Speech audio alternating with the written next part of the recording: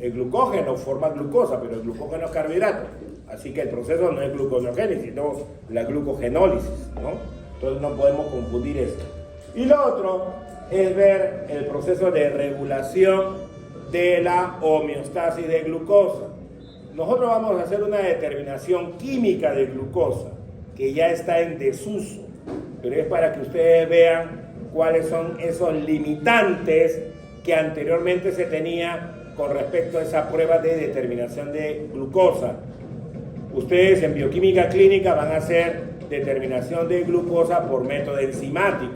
Obviamente el método enzimático tiene alta especificidad.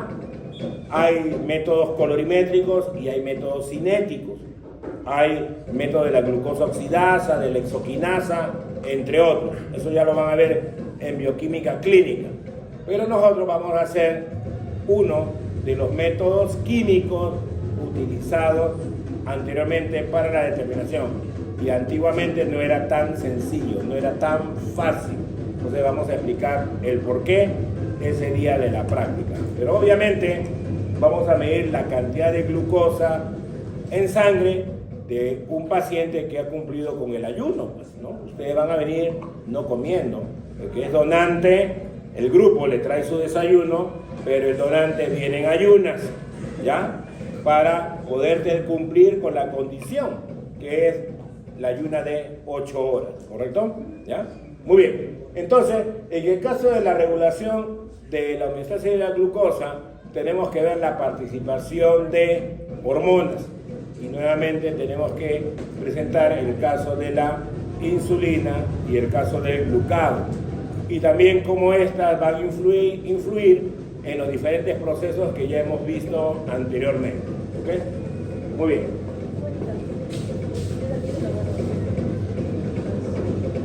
Entonces, ¿qué nos indica acá? Que es una ruta metabólica en la que se produce formación de glucosa. Y acá tenemos diversos precursores. El ácido láctico lactato me va a permitir formar glucosa. Sabemos nosotros que el hematíe, el glóbulo rojo, produce lactato. Sabemos que el músculo que ha ejercido actividad física y ha entrado en una situación anaeróbica también produce ácido láctico. Por lo tanto, ese ácido láctico se tiene que metabolizar y necesariamente tiene que ir al hígado.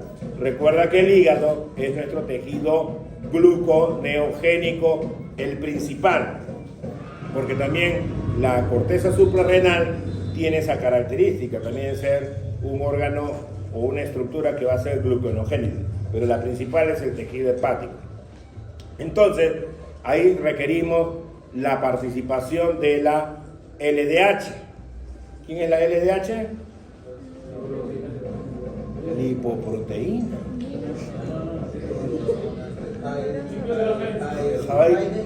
High density. Pero eso es lípido, tercera unidad. LDH. No, es una enzima, la láctico deshidrogenasa.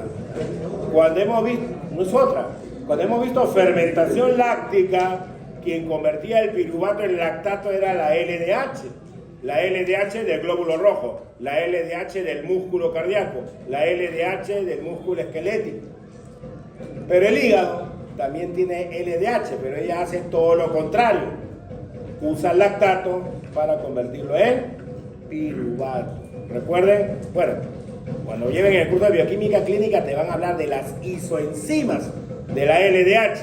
Hay 5 isoenzimas, ¿está bien?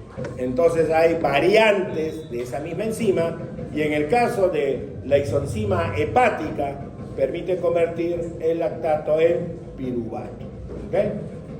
Piruvato es otro intermediario metabólico que nosotros hemos visto que participa, adelante, que va a generarse, mejor dicho, en la vía glicolítica. El piruvato nosotros lo formamos mediante la vía glicolítica, pero también hay procesos metabólicos de algunos aminoácidos que pueden convertirse en piruvato.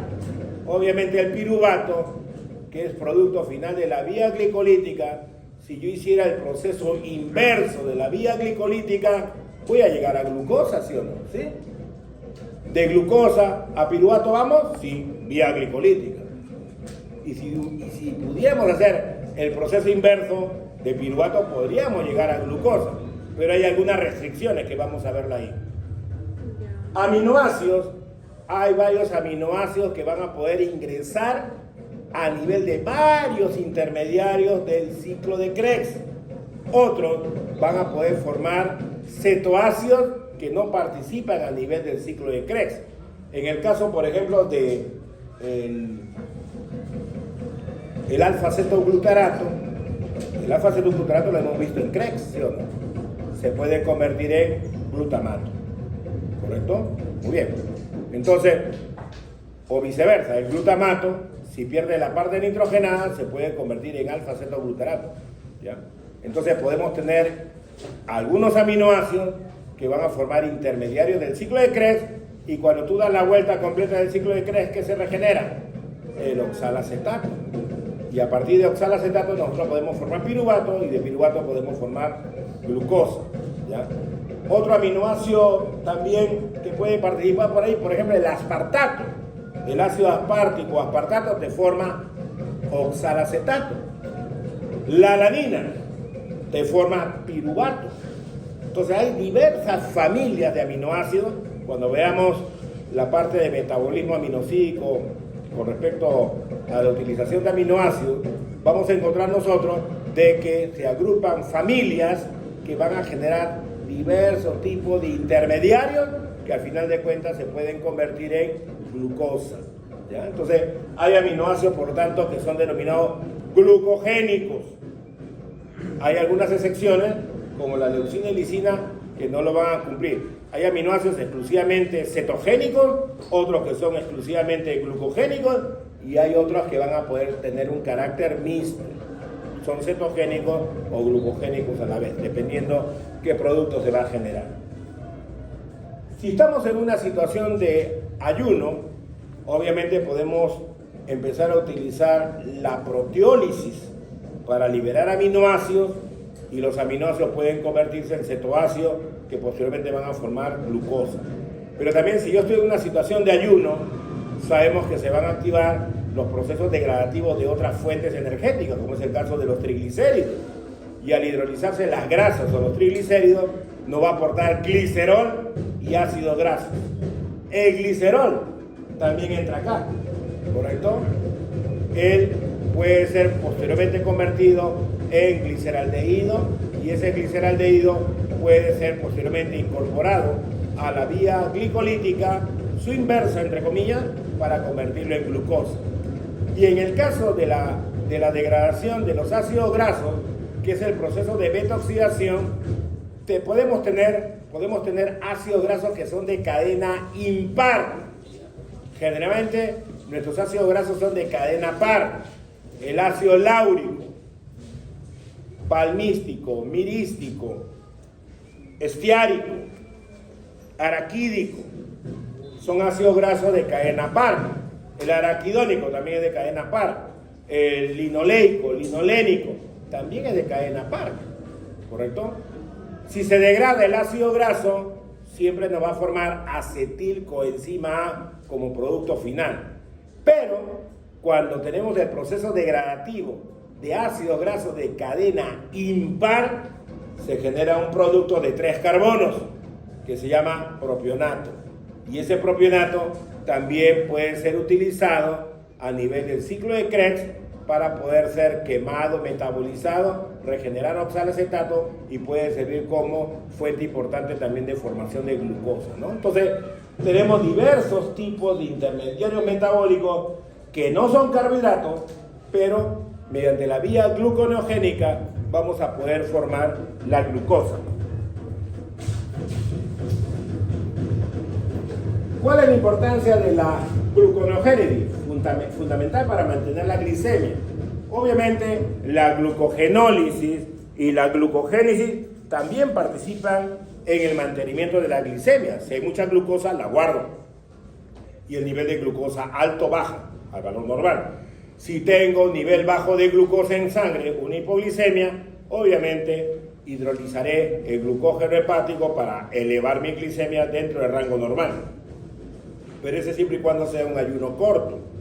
Pero si el ayuno se va prolongando, ya el glucógeno hepático no va a poder aportar glucosa. ¿Por qué? Porque se va a degradar rápidamente. Ese glucógeno hepático te puede durar entre 30 a 45 minutos, nada más.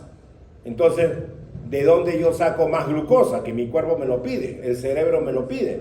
Entonces se tienen que activar los procesos gluconogénicos, ¿no? Entonces la gluconogénesis también tiene esa capacidad de poder mantener la glicemia dentro del valor de 70 a 110. Ya habíamos visto la semana pasada que 5 milimolar equivalía a 90 miligramos por ciento, ¿no? Muy bien, entonces la glucosa, como dice ahí, es importante. La glucosa es nuestro principal combustible metabólico y obviamente el cerebro requiere glucosa para funcionar adecuadamente. Sabemos también que van a haber sustratos alternativos como segundo combustible metabólico alterno. El cerebro, frente a la falta de glucosa y frente a un ayuno prolongado, puede utilizar cuerpos cetónicos, por ejemplo, y sigue trabajando el cerebro, ¿no? Entonces, bajo ciertas circunstancias, donde se acaba el combustible metabólico primordial, se pueden utilizar otros segundos combustibles que se pueden ir formando por el proceso de degradación de las grasas, por ejemplo, ¿no? Entonces, vamos a poder formar cuerpos cetónicos, ¿no? Muy bien. Tejido gluconogénico por excelencia, hígado el principal, pero también para participar la corteza suprarrenal. Tenemos ahí dos vías metabólicas. La de la izquierda ya la conocemos, que es el proceso glucolítico, ¿no? Ahí hay 10 reacciones. Ahí tenemos nosotros las 3 fases de la vía glicolítica. La fase de preparación, la fase de partición y la fase de oxidorreducción, fosforilación. ¿Sí? Ahí está. Pero ¿qué habíamos dicho en el caso de la vía glicolítica? Que habían 3 puntos de regulación. Y si recuerdas, esos puntos de regulación son puntos irreversibles, ¿no? El de la hexoquinasa que está ahí mencionado, la fosfofructoquinasa de tipo 1 y la piruvatoquinasa. Muy bien. Si yo quisiera formar glucosa, podría estar pensando que las reacciones puedo llevarlas de abajo hacia arriba. La gran mayoría de las reacciones sí son reversibles. Ahí están las dobles flechas. Pero el problema van a ser los puntos de control. Entonces, la gran mayoría de las enzimas glicolíticas, que son pasos reversibles, las puedo utilizar, pero no puedo utilizar aquellas vías que son unidireccionales, de la hexoquinasa, fosfofructoquinasa tipo 1 y piruvatoquinasa. Entonces, ¿qué requiero yo? Tener otras enzimas. Y como estas enzimas van a permitir facilitar la formación de glucosa mediante la vía gluconeogénica, estas enzimas se les dice que son enzimas gluconeogénicas. Muy bien. Por acá tengo el lactato. Ya hemos dicho que el lactato va a movilizarse del glóbulo rojo o del músculo esquelético o del músculo cardíaco hacia el hígado. Y el hígado puede convertir el lactato en piruvato gracias a la LDH, que es una isoenzima que se tiene ahí en el hígado. Muy bien, ya llegué hasta piruvato. Este piruvato, teóricamente, lo debo de convertir directamente en fosfoenolpiruvato, pero mi gran problema es de que esta reacción catalizada por la piruvatoquinasa es irreversible. Entonces, no puedo utilizar esta enzima. ¿Qué requiero, por lo tanto? Usar otras enzimas que me garanticen formar el piruvato en fosfoenolpiruvato. ¿Qué vemos acá? Recuerda, el piruvato tiene 3 carbonos. El oxalacetato tiene 4 carbonos. Entonces, ¿qué veo acá? CO2 y ATP. Es un proceso de carboxilación, no descarboxilación. Descarboxilación es pérdida de carbonos. Estoy penando.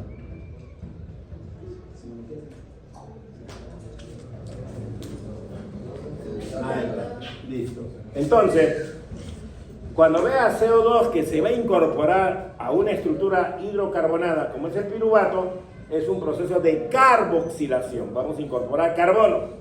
Entonces, este piruvato de 3 carbonos se va a convertir en una molécula de 4 carbonos.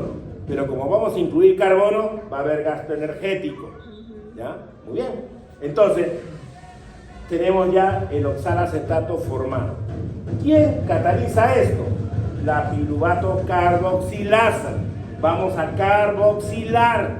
Entonces la enzima se llama piruvato porque usa piruvato y va a haber un proceso de carboxilación. Entonces es carboxilasa. Listo. Ya hice una parte del proceso. Y luego, este oxalacetato que tiene 4 carbonos, ¿qué va a pasar con él? Se va a descarboxilar y va a haber utilización de GTP. No quiere que toque la pizarra, ¿no? Pero porque no tiene nada que ver. Bueno, es eso, debe haber un sensor ahí. No quiere que toque. Entonces, tenemos nosotros que ahora, ¿qué va a pasar? Con la molécula de 4 carbonos que es el oxalacetato, pierde un carbono y se convierte en una molécula de 3 carbonos que es el fosfoenolpiruvato. Acá el GTP, ¿no?, va a ser utilizado para realizar este proceso. ¿Y quién realiza este proceso último? La fosfoenolpiruvato carboxiquinasa. Recuerda que en este caso vamos a hacer un proceso de fosforilación de este oxalacetato y al perder su carbono se convierte nuevamente en piruvato, pero queda con la forma fosforilada. Entonces, ¿qué hemos hecho? Este proceso que era irreversible por la piruvato quinasa, se va a quemar la lámpara, mediante la participación de estas dos enzimas, hemos vuelto el proceso reversible. Entonces, si yo tengo piruvato, puedo convertirlo en glucosa. Ya salté este problema que tenía. Ahora, figuran acá algunos aminoácidos. La alanina puede ingresar a este nivel. ¿Por qué? Porque la alanina, cuando se transamina o se desamina, se puede convertir en piruvato. Y acá también aparecen otros aminoácidos, como el caso de el aspartato o ácido aspartico, también por transaminación o desaminación me puede generar oxalacetato, ¿no? Entonces por ahí están entrando el lactato como piruvato o algunos aminoácidos para formar piruvato oxalacetato, de tal forma que ya tengo el fosfoenolpiruvato formado. Listo. Y ahora utilizo las enzimas de la vía glicolítica y llego a formar el 1,3 bifosfoglicerato, que posteriormente se puede convertir en gliceraldehído 3-fosfato. Recuerda que este gliceraldehído 3-fosfato también puede dar origen a la hidroxiacetona fosfato. Muy bien. Si tengo gliceraldehído de hidroxiacetona fosfato, puedo convertirlo en fructosa 1,6 bifosfato. En el caso de los procesos de degradación de grasas, sabemos que va a haber formación de glicerol. Entonces, el glicerol, ¿cómo ingresa a este proceso gluconogénico? Ingresa convertido como hidroxiacetona fosfato. Por ahí ingresa. Muy bien. Pero acá tenemos un gran problema. Acá tenemos un gran problema. Que este paso de la fructosa 1,6 bifosfato en fructosa 3-fosfato no puedo utilizar a la fosfofructoquinasa. ¿Por qué? Porque es un paso irreversible. Entonces, esta fructosa que está doblemente fosforilada, sí le puedo quitar el grupo fosfato mediante una enzima, una fosfatasa. Como utiliza la fructosa 1,6 bifosfato, la enzima se llama fructosa 1,6 bifosfatasa, como figura acá. Entonces ya lo volví reversible. Entonces, esta es otra enzima gluconogénica. La formación de fructosa a su isómero, que es glucosa 6-fosfato, lo puedo hacer con enzimas glicolíticas. Pero luego, la conversión de glucosa a 6-fosfato a glucosa libre, no lo puedo hacer mediante la exoquinasa. Pero ya hemos visto esta enzima, la glucosa 6-fosfatasa, que sí la tiene el hígado, ¿no? A nivel de lo que habíamos visto, el metabolismo del glucógeno, ¿correcto? El hígado sí la tiene, ¿no? Muy bien. Entonces, mediante esta enzima, podemos quitarle el grupo fosfato a la glucosa 6-fosfato y tenemos glucosa, y esa glucosa libre va a poder salir al torrente sanguíneo, ¿sí? Entonces, mediante la glucogenólisis brindamos glucosa, pero eso tiene un límite de tiempo. Si el ayuno es más prolongado, tengo que hacer gluconeogénesis. Por lo tanto, yo requiero utilizar otros sustratos que son de origen no carbohidrato para formar glucosa. Y el hígado tiene esta capacidad. Por lo tanto, va a requerir de estas 4 enzimas para poder llegar a formar glucosa libre. ¿Correcto? Entonces, ese es el caso de la gluconeogénesis. Acá es lo mismo. Conversión del piruvato. Ahí vemos que el piruvato tiene 3 carbonos. Abajo aparece el CO2. Acá está el CO2. Se va a carboxilar. ¿Recuerda? Piruvato, ¿qué cosa es? Un cetoácido. Se va a carboxilar. Y este carbono carboxílico, ¿dónde va? Donde está el grupo metílico. De tal forma que tengo esta estructura de 4 carbonos. Pero la introducción de este carbono requiere gasto de ATP. Se formó el oxalacetato gracias a la piruvato carboxilasa, ¿no? Y luego tengo acá la fosfenol piruvato carboxiquinasa, en la cual este oxalacetato se va a descarboxilar, pero también va a haber un proceso de fosforilación.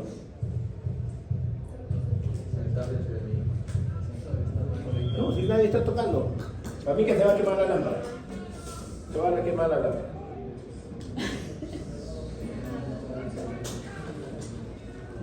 Bueno, o están saboteando. Bueno, entonces, este oxalacetato va a perder este carbono carboxílico que se incorporó. Sale como CO2, pero obviamente, donde está este carbono carbonílico es donde se va a incorporar el grupo fosfato del GTP, de tal forma que se generó el fosfenol piruvato. Entonces acá se llama carboxiquinasa, fosfenol piruvato carboxiquinasa. Quinasa es que fosforila, y es correcto, porque yo voy a utilizar el grupo fosfato del GTP para incorporarlo en este carbono carbonílico. Recuerden, las quinasas fosforilan, y esta fosfenol piruvato carboxiquinasa va a permitir fosforilar a nivel de este carbono carbonílico, ¿no? Muy bien, entonces esas son las 2 primeras enzimas que permiten convertir piruvato en fosfenol piruvato, ¿no? Esta es la de la fosfatasa.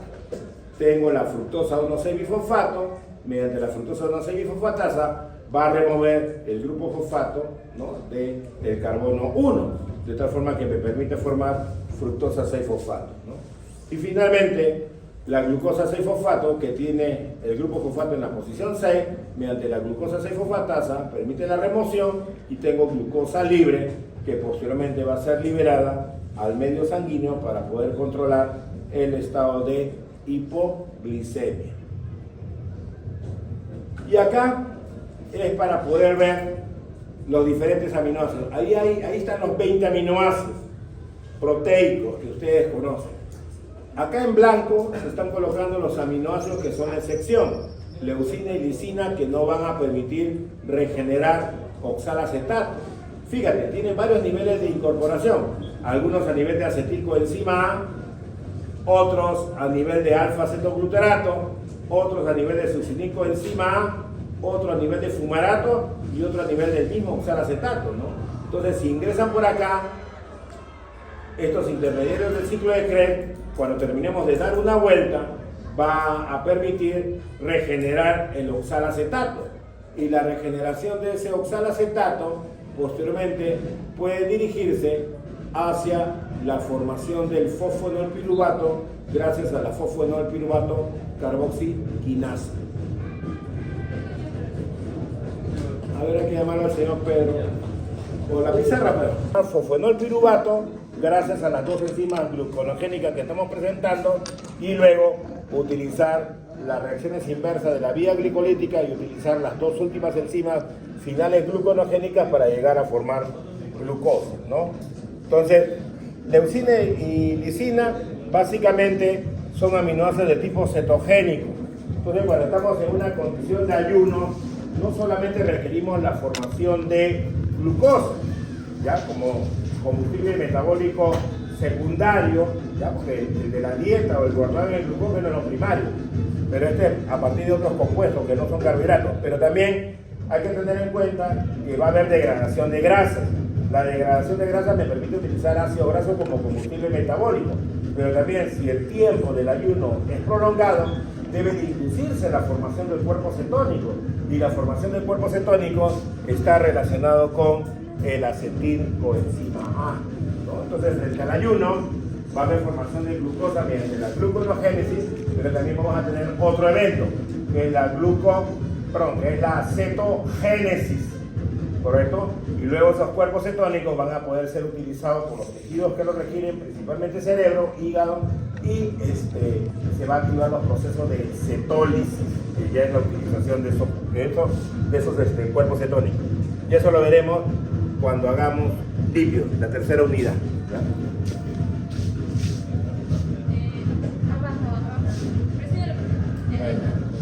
En el caso del glicerol, estamos indicando que va a ingresar bajo la forma de hidroxiacetona fosfato, ¿no? Entonces, fíjate que el glicerol se va a convertir en glicerol 3-fosfato.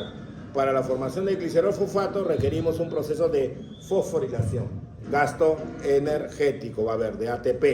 Y luego este glicerol 3-fosfato va a ser utilizado mediante una vía de oxidorreducción, ¿no? Entonces acá la glicerol 3-fosfato deshidrogenasa es la responsable de convertir el glicerol 3-fosfato en hidroxiacetona, ¿no?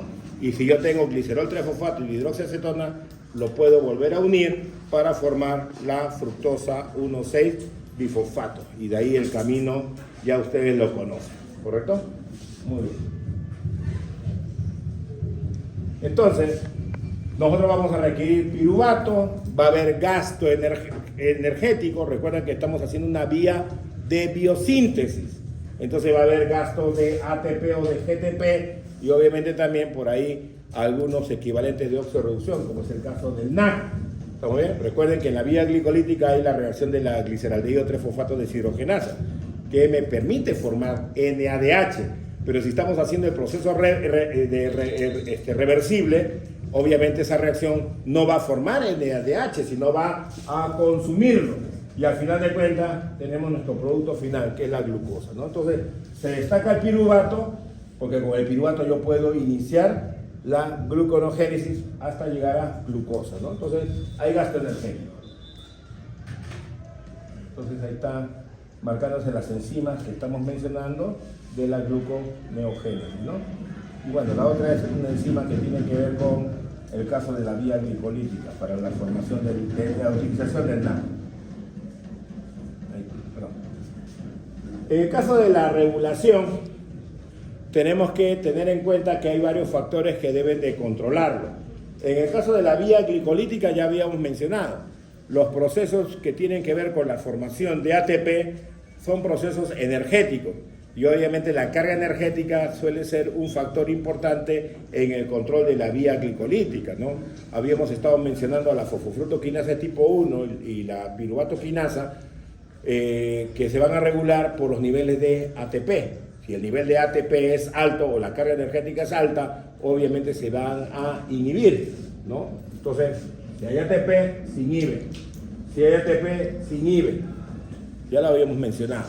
Obviamente lo contrario, si la carga energética es baja, quiere decir que hay AMP o ADP, se debe de activar la vía glicolítica, ¿no? En el caso de la gluconeogénesis, el factor de activación es variable, ¿no? Citrato es un componente importante y el acetilcoenzima A también, que me va a permitir activar a la fosfenopiruvato-carboxiquinasa y a la fructosa 1,6-bifosfatasa, ¿no? Que son las dos enzimas que están más abajo del proceso gluconogénico, ¿no? Entonces hay un control ahí de esos moduladores que van a hacer, ¿no? Obviamente las concentraciones de ATP, si están bajas, van a inhibir ese proceso, ¿no? Muy bien, ¿qué más tenemos por acá?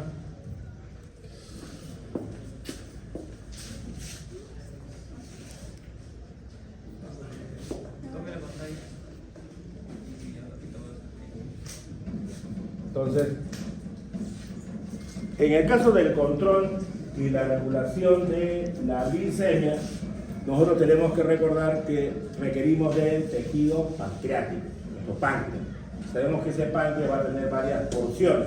Obviamente está presente las células alfa y las células beta, ¿no? En el caso de la célula beta es la responsable de la formación de insulina y las células alfa que tienen que ver con la formación del glucagón. Entonces, hay varios órganos, tejidos que deben de participar, ¿ya? En el caso nuestro, estamos hablando exclusivamente del páncreas. Fíjate que hay diversos órganos y tejidos, pero principalmente hablamos del páncreas, donde está la insulina, el glucagón, que tiene que ver con el control de la glicemia, ¿no? Muy bien, en el caso del páncreas, obviamente están los islotes de Langerhans y ellos son los responsables de producir nuestras hormonas, ¿no? Muy bien. Entonces por acá tenemos las células alfa que producen glucagón y las células beta que son las productoras de insulina. Hay otro grupo de células también ahí presentes, pero ellas son las que directamente regulan la glicemia, ¿no? Muy bien. Entonces, en el caso de la insulina, sabemos que lo producen las células beta y ya habíamos explicado el mecanismo de secreción de la insulina anteriormente. Muy bien. Entonces, ¿qué sabemos nosotros con respecto a la producción y liberación de insulina? Que debe haber un proceso de nivel alto de glicemia. Cuando nosotros estamos en un estadio de buena alimentación, va a haber glucosa disponible, pero también que va a haber aminoácidos y ácidos grasos, porque están proveniendo de la ingesta, ¿no? Pero necesariamente el estado de hiperglicemia es el que se relaciona directamente con la producción y la liberación de la insulina, ¿no? Muy bien. Todo lo contrario, frente al estado de hipoglicemia, que va a neutralizar la secreción y necesariamente va a haber liberación de glucagón, ¿no? Las hormonas, como cualquier tipo de hormona, tiene un tiempo de vida medio, ¿no? Entonces, fíjate que su vida media en sangre está alrededor de 5 a 10 minutos, ¿no? Para poder cumplir su función. La insulina tiene varias funciones. Obviamente se relaciona con el caso de los procesos anabólicos. Entonces tiene que activar vías de biosíntesis. Si tengo nivel de combustible metabólico alto y ya cubrí los requerimientos energéticos, necesariamente voy a formar carbohidratos como glucógeno, voy a formar grasa, ¿no? A nivel de tejido adiposo o tejido hepático, puedo formar colesterol también y puedo inducir a los procesos de formación de proteínas, ¿no? Muy bien. Entonces, por acá me habla de una función dual, permeabilidad de las membranas, ¿no? Sabemos nosotros que hay tejidos que son dependientes de la presencia de insulina, ¿no? En el caso del tejido adiposo y el tejido muscular, sabemos de que la presencia de los GLUT4 depende de la presencia de insulina, por lo tanto va a mejorar la permeabilidad de la membrana en esos tejidos, ¿no? Hay tejidos que son independientes a la presencia de insulina, el caso del sistema nervioso central. Imagínate que recién ingrese la glucosa cuando estás hiperglicémico, y cuando estás hipoglicémico la glucosa no entra, ¿no? Eso no puede suceder, ¿no? Entonces hay tejidos que obligadamente no tienen ese control, y ese es el caso del sistema nervioso central, ¿no? Entonces, como va a estimular procesos de biosíntesis, podemos utilizar combustible metabólico para formar proteínas, ¿no? Si tengo una ingesta alta de aminoácidos, esos aminoácidos van a permitir la formación de nuevas proteínas en nuestro cuerpo, ¿no? La grasa también la vamos a poder formar. Recuerda que el excedente de carbohidrato lo podemos convertir en grasa. Cuando tenemos demasiada glucosa, vamos a tener incremento de las concentraciones de citrato. Y ese citrato va a salir hacia el citosol para formar ácidos grasos. Y esos ácidos grasos posteriormente se van a esterificar con el glicerol para formar la grasa. Entonces, los procesos de lipogénesis van a estar activos. Los procesos de traducción o biosíntesis de proteínas van a estar activos, ¿no? Muy bien. Me dice acá, inhibe la degradación. Obviamente, si estamos hablando de algo anabólico, lo catabólico no debe de ocurrir, ¿no? Entonces, sabemos nosotros que la insulina estimula también la activación de enzimas gracias a procesos de desfosforilación, lo cual favorece a que los procesos anabólicos estén activos, ¿no? ¿Qué células requieren de la insulina para la entrada de glucosa? ¿No? estamos hablando de células musculares principalmente, ¿no? Y también las del tejido adiposo. Pero acá, en estos tejidos, no hay participación de insulina, y principalmente en el caso del cerebro, ¿no? Muy bien. ¿Qué tenemos en esta imagen? Tenemos nuestro intestino delgado y mediante los procesos de absorción, los nutrientes van a pasar a la vía sanguínea. Y si hemos consumido alimentos de tipo carbohidrato, necesariamente la glicemia va a aumentar en la sangre, ¿no? Muy bien. Frente al estado de hiperglicemia, ¿cuál es nuestra respuesta? Que las células beta del páncreas empiecen a producir y a liberar insulina.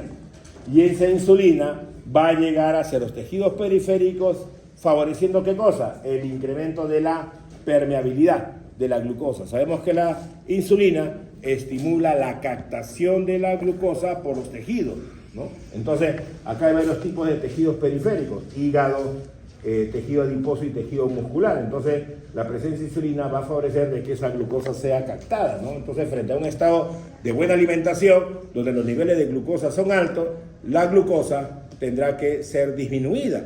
Y disminuye porque esa glucosa excedente está ingresando hacia los tejidos para empezar a ser metabolizados, ¿no? Muy bien, entonces debe de suceder algo con respecto a estos órganos y tejidos. Si hay glucosa en sangre alta, habrá liberación de insulina, y esto va a permitir de que esta glucosa sea captada por el músculo para ser quemada, oxidada, ¿no? Porque estamos haciendo actividad física. Y si tenemos un excedente de glucosa, guardarlo bajo la forma de glucógeno y almacenarlo en el tejido muscular, ¿no? En el caso del tejido adiposo, la insulina va a favorecer de que la glucosa se capte. Obviamente está apareciendo su GLUT número 4, y esta glucosa va a seguir su camino degradativo que corresponde a la vía glicolítica. Dentro del proceso de degradación de la glucosa en la vía glicolítica va a haber formación de hidroxiacetona y glicerol fosfato, y eso va a ser como elemento importante para la formación de glicerol. Pero también, mediante la degradación completa de la glucosa, a nivel de la mitocondria, ¿qué va a suceder? Se va a acumular el citrato, y ese citrato va a salir de la matriz mitocondrial hacia el citosol. ¿Y el citrato qué va a aportar? Acetilcoenzima A, importante para los procesos de biosíntesis de ácidos grasos. Por lo tanto, si tengo glicerol y ácidos grasos, puedo esterificarlos para formar triglicéridos, ¿no? Esa es su función importante. Y en el caso del tejido hepático, ¿no? La glucosa será captada y el hígado incrementará su capacidad de almacenamiento del glucógeno, ¿no? Entonces, tenemos procesos anabólicos, que es la glucogénesis muscular, la glucogénesis hepática y los procesos de lipogénesis que se pueden dar en el caso del tejido adiposo. Pero también los procesos de lipogénesis hepática se van a dar, ya que el hígado no solamente produce y almacena glucógeno, sino que también produce grasa y colesterol, que posteriormente van a ser derivados del tejido hepático hacia los tejidos periféricos para poder ser utilizados posteriormente. Entonces, en el estado postprandial, que es el estado posabsortivo, ¿qué debe de suceder? Obviamente, los nutrientes van a estar en una elevada concentración, y esos nutrientes que están en elevada concentración deben ser ahora derivados hacia procesos anabólicos, ¿no? Entonces, ¿por dónde comenzar? Comenzaremos con carbohidratos y habrá formación de glucógeno, ¿no? El excedente de glucosa yo lo puedo almacenar como glucógeno. Cuando tú consumes carbohidrato, hay glucosa, y la insulina, ¿qué permite? Que se capte la glucosa por los tejidos. ¿Y para qué? Para ser quemada, degradada mediante la vía glicolítica. Pero si tenemos un excedente de esa glucosa, ¿qué vamos a hacer? Guardarla como glucógeno. Sabemos que la presencia de insulina va a favorecer procesos de desfosforilación de la fosfofructoquinasa de tipo 1 y de la piruvatoquinasa, lo cual permite que se active la vía glicolítica, ¿no?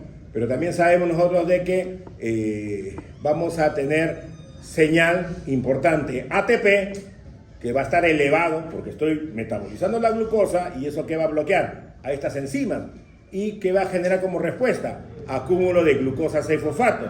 Y ya habíamos dicho que la glucosa 6-fosfato se puede isomerizar a glucosa 1-fosfato para formación de glucógeno, pero también habíamos indicado que puede dirigirse hacia la vía de las pentosas para formar pentosas fosforiladas y también para formar NADPH reducido.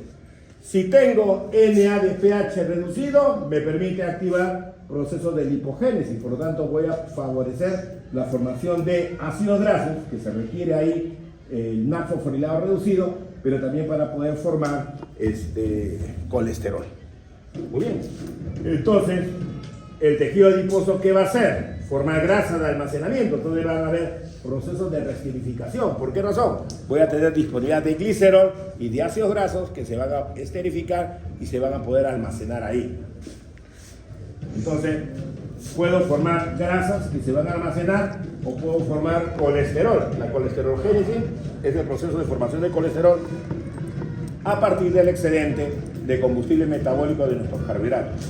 Y también hay intermediarios metabólicos de la vía glicolítica que me van a permitir formar aminoácidos. ¿Ya? Entonces van a haber formación de proteínas. Y en el caso del ciclo de la urea, nosotros vamos a ver de que este ciclo debe de trabajar a nivel de tejido hepático, ya que al haber disponibilidad de aminoácidos en abundancia, porque estoy en un estado de buena alimentación, esto debe de eliminar la parte nitrogenada dentro de ese proceso, ¿no? Entonces es lo que se puede observar después de un estado de ingesta de alimentos. ¿Qué veo ahí? Un resumen de todo lo anterior. ¿Qué vemos que se destaca ahí? La activación de fosfatasas, ¿sí? Y veo ahí la letra D, y la letra D es proceso de desfosforilación. ¿Y por qué? Porque la insulina está presente, ¿sí o no? ¿Sí? En el caso del tejido hepático, la insulina debe de ejercer un papel regulador de este tejido. Él tiene glucosa guardada como glucógeno y sabemos de que esa glucosa tiene que ser liberada para poder brindarla cuando estamos en un estado de ayuno. Pero cuando estamos en un estado de buena alimentación, obviamente se tiene que guardar esa glucosa y almacenar. Muy bien. Me hablan acá de una cascada de la insulina, ¿no? Entonces, si yo estoy con un nivel alto de glucosa en sangre, ¿qué va a pasar? Va a haber liberación de insulina. La insulina va a interaccionar sobre el tejido hepático. Y en el caso del tejido hepático, ¿qué va a suceder? Muy bien. Vamos a ver por acá. ¿Por dónde comenzamos? Por carbohidratos. Fosfatasas. ¿Qué van a hacer? Desfosforilar a enzimas. Muy bien. Yo en el caso del hígado tengo glucógeno sintetasa y tengo glucógeno fosforilasa. Habíamos señalado que cuando estamos en un estado de buena alimentación se debe de activar la glucogénesis, ¿sí o no? Y la glucogenólisis no. Entonces, acá estos procesos de desfosforilación van a interactuar sobre la glucógeno sintasa. Y estando desfosforilada, ¿qué va a pasar con la enzima? Va a estar activa. Y al estar activa va a permitir el almacenamiento del glucógeno en el caso del tejido hepático, ¿no? Muy bien. Por acá tengo la parte de la vía glicolítica, ¿no? Entonces, si yo me estoy alimentando, la insulina, ¿qué va a hacer? Desfosforilar a la fosfofructoquinasa tipo 1 y desfosforilar a la piruvato quinasa. Al estar desfosforilada, ¿qué me va a permitir? Que la vía glicolítica funcione en tejidos extrahepáticos, ¿correcto? Esto no tiene control acá, porque el hígado, ¿qué va a hacer? Guardar la glucosa, no quemarla. Esa es su función. Si hay abundante combustible metabólico, la glucosa no se debe de quemar, se debe de almacenar. Por eso el umbral de glucosa es importante para que el hígado empiece a metabolizar la glucosa. Pero en el caso de tejidos periféricos, la fosfofructoquinasa tipo 1 y la piruvato-quinasa van a estar ahora desfosforiladas y por tanto la vía glicolítica va a estar activa. ¿Muy bien? Por acá, ¿qué va a pasar? El hígado no solamente guarda glucosa como glucógeno, sino también es un tejido anabólico que va a formar grasa, que va a formar colesterol. Pero recuerda que eso no se almacena, pero lo va a formar. Entonces, por acá tengo un proceso de desfosforilación. Eso lo vamos a ver en la tercera unidad. En el caso del metabolismo de los lípidos, yo requiero acetilcoenzima A. Y ese acetilcoenzima A se puede convertir en malonilcoenzima A. Y el malonilcoenzima A con acetil me va a permitir formar ácido graso. Y si tengo ácido graso que lo puedo esterificar, el proceso de lipogénesis debe de funcionar. Pero hay algo curioso con el ácido graso. El ácido graso se va a sintetizar en el citosol, pero está cerquito que la mitocondria, la matriz. Tengo dos posibles situaciones: o estoy acá o estoy afuera, o mejor dicho, dentro de la mitocondria. Acá es el citosol. Los ácidos grasos se sintetizan en el citosol, pero la mitocondria, ella consume ácidos grasos, y el ácido graso formado se puede quemar, pero tiene que haber un mecanismo de control. Y en el caso de esta enzima, la acetilcoenzima A carboxilasa, por acción de la insulina, la desfosforila. Y al estar desfosforilada, va a permitir activar los procesos de formación de malonilcoenzima A. Y ese malonilcoenzima A, ¿qué hace? Inhibe la entrada del ácido graso. Por lo tanto, el ácido graso se acumula en el citosol y los procesos de lipogénesis se activan. Entonces, como el ácido graso no puede entrar, ¿qué sucede con la beta-oxidación? Se inhibe. Y acá está. El malonilcoenzima A, que es producto de esta enzima, regula el ingreso del ácido graso. Entonces no puede haber beta-oxidación y por lo tanto esos ácidos grasos se van a almacenar en el tejido adiposo. Y en el caso del hígado se sintetizan, pero obviamente para ser posteriormente exportados mediante la participación de lipoproteínas, como es el caso de la VLDL. Eso lo vamos a ver en la tercera unidad. Pero es así, ese es nuestro metabolismo, que es complejo. En el caso del glucagón, la historia es todo lo contrario, ¿no? Es una hormona hiperglicemiante y, a diferencia de la insulina, es la contraparte, es la hormona antagónica, por lo tanto va a tener actividad catabólica, ¿no? Producido por las células alfa del páncreas. ¿Y quién va a estimular la producción o la síntesis del glucagón? El estado de hipoglicemia. Obviamente, si yo estoy en un estado de ayuno, voy a tener hipoglicemia. Frente al estado de ayuno, también tenemos que estar pensando que nosotros vamos a empezar a liberar ácidos grasos libres que van a estar circulando. Igualmente, se pueden inducir procesos de proteólisis y eso va a involucrar la liberación de aminoácidos.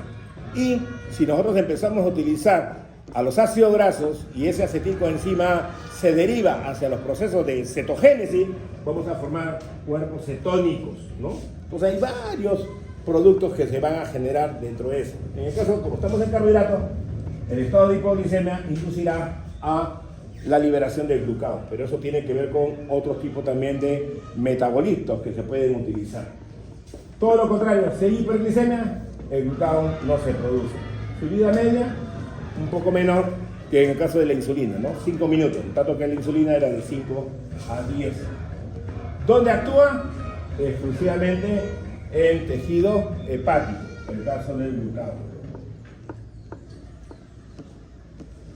Muy bien. Entonces, también, así como tenemos el glucagón, que va a estimular procesos catabólicos degradativos frente a una situación de estrés, también vamos a liberar a otra hormona, que es la adrenalina. Y tiene funciones muy parecidas al caso del glucagón. Si yo estoy en un estado de ayuno, ¿qué voy a hacer con el glucógeno que está en el hígado? Lo voy a degradar, ¿no?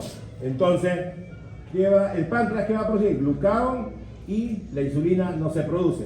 Obviamente, la presencia de glucagón, ¿qué va a hacer? Inducir la elevación de la glucosa sanguínea. Y eso necesariamente, ¿de dónde viene? De los procesos glucogenolíticos y de los procesos gluconeogénicos. ¿Sí? Cuando estás en un estado de ayuno, se activa la glucogenólisis, la degradación del glucógeno, pero también se debe de activar los procesos de gluconeogénesis. Muy bien. Pero también eso tiene un efecto sobre el tejido adiposo. Si estoy frente a un estado de ayuno, la grasa visceral se debe de degradar, ¿correcto? Entonces, si se debe de degradar, voy a activar también a una enzima. Hay una enzima que se llama la lipasa sensible a hormonas, y esa lipasa sensible a hormonas se regula por presencia de glucagón. Entonces, esa enzima, estando fosforilada, se va a activar. Fosforilada. Hay varias excepciones por ahí. Al estar fosforilada, va a estar activa y va a degradar el triglicérido que está guardado en el tejido adiposo. ¿Qué va a propiciar? Que se active la lipólisis y la lipogénesis no. Y si hay lipólisis, va a haber liberación de ácidos grasos y glicerol que posteriormente van a ser quemados, degradados para poder obtener energía o servir, en el caso del glicerol, como sustrato gluconogénico, ¿no? El músculo, frente a la acción de la adrenalina, ¿qué se va a estimular? Por un lado, que se dé la glucogenólisis. Vamos a degradar su glucógeno, ¿correcto? Y cuando se degrada el glucógeno, en el caso del tejido muscular, hay formación de glucosa 1-fosfato. Y sabemos que se va a isomerizar a glucosa 6-fosfato para luego esta sea dirigida directamente ¿a dónde? A la vía glicolítica, para que pueda proporcionar combustible metabólico que va a facilitar la producción de ATP para la contracción muscular, ¿no? Entonces, hay varios mecanismos de control. Lo del hígado ya había mencionado, ¿no? El hígado va a liberar glucosa gracias a los procesos de degradación de glucógeno y la formación de nueva glucosa a partir de otros compuestos que no son carbohidratos. Entonces, frente al ayuno, ¿qué va a suceder? Muy bien, me falta glucosa. ¿Qué tengo que hacer? Sacar glucosa de donde lo guardo. Entonces se activará la glucogenólisis hepática. ¿Va a haber glucogenólisis muscular? Sí, pero recuerda que si estamos hablando de homeostasis de la glicemia, quien participa ahí es la glucogenólisis hepática y no la muscular. Muy bien. Me falta glucosa. ¿De dónde la voy a poder originar? De procesos gluconogénicos, ¿no? Ya hemos visto que aminoácidos, algunos cetoácidos, el glicerol, van a servir como sustratos importantes para activar la vía gluconogénica. Perfecto. Se acabó la glucosa, ¿no? Entonces, ¿qué voy a hacer? Utilizar otro tipo de reserva. Mi reserva energética secundaria, grasa. Entonces se va a activar los procesos de lipólisis, la lipólisis del tejido adiposo. Y la lipólisis, ¿qué va a involucrar? Generar glicerol, que alimenta la gluconogénesis, y ácidos grasos que van a ser utilizados mediante el proceso de beta-oxidación. Y mediante la beta-oxidación yo voy a generar acetilcoenzima A, NADPH, que obviamente me va a representar finalmente a ATP. Si el ayuno se va prolongando y ya no tengo glucosa y se va acumulando el acetilcoenzima A, ahora yo ¿qué puedo hacer? Puedo formar cuerpos cetónicos. Entonces va a haber cetogénesis. Lo voy a formar, los cuerpos cetónicos. Y estos cuerpos cetónicos tendrán que viajar hacia los tejidos que lo requieren. Y esos tejidos que lo requieren, ¿qué van a hacer? Cetólisis. ¿Está bien? Los cuerpos cetónicos se forman en el hígado. Hay acetona, beta-hidroxibutirato y el acetoacetato. Esos cuerpos cetónicos salen a la sangre, llegan al cerebro, y el cerebro ¿qué va a hacer? Degradarlos. Entonces, ese es el proceso de cetólisis. Y si ya mi ayuno es demasiado prolongado, empiezo a hacer proteólisis. Y la proteólisis va a involucrar liberar aminoácidos. Pero los aminoácidos, para que yo los pueda utilizar como combustible metabólico, le tengo que quitar la parte nitrogenada. Y esa parte nitrogenada se va a liberar mediante los procesos de desaminación de tipo oxidativo. El producto es un cetoácido que entra a Krebs y se quema, pero el amonio es tóxico, dañino. Entonces, el hígado, ¿qué va a hacer? Neutralizar el amonio. Entonces, ¿qué va a hacer? Formar urea. El ciclo de la urea se empieza a activar mucho más debido a los procesos de desaminación oxidativa que, si no podemos controlar el amonio, se puede generar un proceso de toxicidad. Pero como nuestro hígado es funcional, no tenemos ningún problema. Muy bien. Ahí tenemos otro resumen. Así es. ¿Por dónde comenzamos? Por la acción del glucagón. El glucagón ya tú sabes que va a interaccionar con los receptores de membrana, al igual que la adrenalina. Sabemos que el glucagón o la adrenalina, cuando se unen con sus receptores, ¿qué van a estimular? la formación de segundos mensajeros, ¿no? Entonces, me ponen acá cascada del AMP cíclico. Ya tú sabes que el AMP cíclico es un segundo mensajero. ¿Y el AMP cíclico qué va a estimular? Activación de proteínquinasas. Y como esta es una proteínquinasa dependiente de AMP cíclico, es la proteínquinasa A. ¿Y qué hacen las quinasas? Fosforilan. Y eso es correcto. El glucagón que va a activar procesos de fosforilación. ¿Quiénes regulan eso? Las proteínquinasas. Entonces, varias enzimas se van a fosforilar. Y ahora, la glucógeno sintasa fosforilada se encuentra inactiva. Y es correcto, si estoy en estado de ayuno, ¿qué me falta? Glucosa. No voy a agarrar la poca glucosa que tengo para guardarla, no. Requiero ahora empezar a degradar el glucógeno. Entonces, la glucogénesis se inactiva. No forma glucógeno. La glucógeno sintasa o sintetasa se va a fosforilar gracias a la proteínquinasa y se inhibe. Pero la glucogenólisis sí se va a activar, porque la glucógeno fosforilasa fosforilada va a estar activa, ¿sí o no? Ahí está, glucógeno fosforilasa fosforilada. Ya le hemos indicado. Entonces, frente al estado del ayuno, no se forma glucógeno, pero sí se empieza a degradar el glucógeno hepático para poder controlar el estado de hipoglicemia. Muy bien.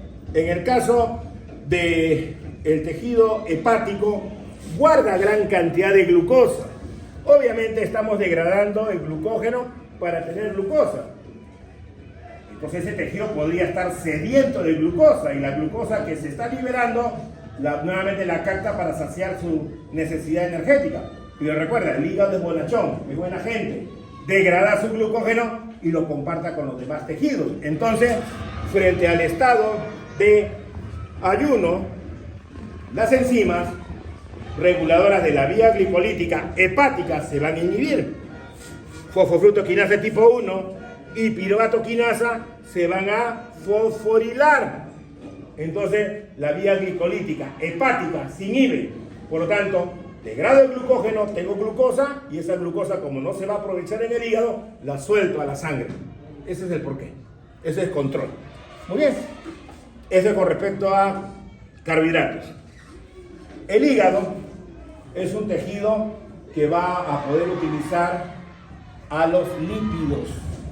Y una vía importante es el proceso de beta-oxidación. Sabemos que en el hígado puede haber lipogénesis, pero eso es cuando hay alto combustible metabólico, ¿no? Cuando estoy en un estado de buena alimentación. Pero si yo estoy en un estado de ayuno, el hígado deja de formar grasa. Deja de formar grasa. Acá está. La acetilcoenzima A carboxilada se activaba con insulina. Pero acá hay glucagón. La fosforila, le inhibe. Y como le inhibe, no hay formación de malonicoenzima A, que es precursor de formación de ácidos grasos. Entonces el hígado deja de formar ácidos grasos. Deja de formar grasa en su estructura. ¿Y ahora qué va a hacer? Utilizar los ácidos grasos que provienen del tejido adiposo. Entonces, los ácidos grasos vienen de la sangre hacia el hígado. ¿Y el hígado qué va a hacer? Activar la beta-oxidación, ¿correcto? Pero este proceso de beta-oxidación, ¿qué requiere? Que dentro de la mitocondria el ácido graso ingrese. El elemento que controlaba el ingreso del ácido graso era el malonicoenzima A. Recuerda que la acetilcoenzima A carboxilasa formaba malonicoenzima A, pero ahora al estar fosforilada ya no hay malonicoenzima A. Entonces los ácidos grasos ingresan a la mitocondria. ¿Para qué? Para ser quemados, ¿correcto? Entonces el hígado puede metabolizar los ácidos grasos. Igualmente va a suceder eso en el músculo. El músculo, al no tener buena disponibilidad de glucosa, va a quemar ácidos grasos. Quien tiene problema de peso hace actividad física. ¿Y qué te dicen? Quema grasa. Y es correcto.